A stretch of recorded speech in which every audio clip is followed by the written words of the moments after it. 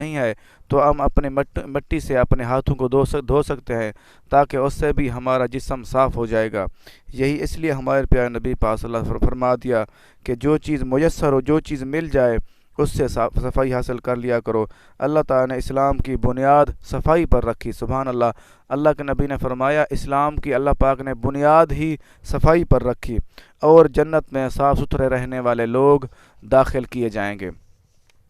دیکھو اللہ کے نبی نے یہ بھی فرما دیا کہ اللہ تعالیٰ نے اسلام کی بنیاد ہی صفائی پر رکھی ہے۔ یہ جمع الجوامع حدیث نمبر 1624۔ ایک اور حدیث مبارکہ عرض کرنا چاہوں گا۔ حضرت سہل بن حنظلہ رضی اللہ عنہ روایت فرماتے ہیں کہ نبی اکرم صلی اللہ علیہ وسلم نے ارشاد فرمایا، جو لباس تم پہنتے ہو اسے صاف ستھرا رکھو اور اپنی سواریوں کی دیکھ بھال کیا کرو، اور تمہاری ظاہری حیت ایسی صاف ستھری ہو جبکہ لوگوں میں جاؤ تو وہ تمہاری عزت کریں۔ دیکھو اگر کسی جگہ پہ کوئی بندہ جائے تو اگر وہ صاف ستھرا ہو تو لوگ اس کو دیکھ کر خوش ہوتے ہیں کہ ماشاءاللہ کتنا صاف ستھرا انسان ہے۔ اگر کوئی پراگندہ حال ہو، اس کی صفائی کا خیال نہ رکھتا ہو، اس کے کپڑے گندے ہوں، خراب ہوں، تو اس کی بدبو آ رہی ہو جسم سے، لوگ اس سے نفرت کرتے ہیں، اس کو ملنا بھی لوگ پسند نہیں کرتے۔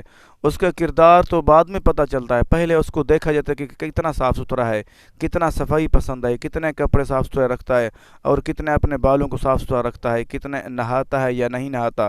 اس لیے ہمیں اللہ پاک نے نبی نے فرما دیا کہ اپنے لباس صاف ستھرے رکھیں، تاکہ جو بھی لباس ہو خوبصورت ہو اور صاف ستھرا ہو، اسے پہنے۔ اور دوسرا اللہ کے نبی نے فرمایا اپنی سواریوں کی دیکھ بھال کرو۔ کچھ لوگ ہوتے ہیں اپنی سواری کو کپڑا نہیں مارتے، صاف ستھرا نہیں کرتے۔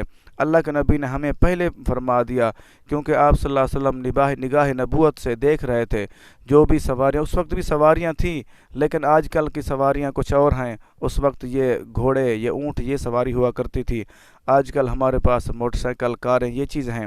ہم نے پھر بھی آپ نے فرما دیا اپنی سواریوں کی دیکھ بھال کیا کرو، تاکہ کوئی خرابی نہ ہو، راستے میں کوئی دھوکہ نہ دے دے۔ پہلے کوشش یہ کرنی چاہیے کہ صاف ستھری ہو اور اس کا خیال رکھیں۔ اس کے بعد ظاہری حیت ایسی صاف ستھری رکھیں، ظاہری آپ کی سیٹنگ ایسی ہو کہ لوگ دیکھ کر خوش ہوں، اور لوگوں میں جاؤ تو وہ تمہاری عزت کریں۔ کافی دفعہ ایسے ہوتا ہے اگر ہم صاف ستھرے یا کوئی اچھے خوبصورت ڈریسنگ کپڑے پہن کے جائیں تو لوگ دیکھ کے عزت کرتے ہیں، سلام کرتے ہیں۔ اگر گندے کپڑے ہوں، جتنا ہی امیر ہو، جیسی بھی حالت ہو، اس سے معلوم ہوا کہ ہماری شکل و صورت سے، ظاہری حساب سے ہماری ہر چیز کا سمجھ آ جانی چاہیے تھا۔ اس سے یہ ہوگا کہ ہم اللہ تعالیٰ کا شکر ادا کریں، تاکہ ہمیں اللہ پاک نے ہر چیز دی ہوئی ہے، تاکہ وہ لوگ دیکھ کر کہیں کہ اللہ تعالیٰ نے اس کو ہر چیز دی ہے، وہ بھی خوش ہوں۔ یہ جامع صغیر حدیث نمبر 270۔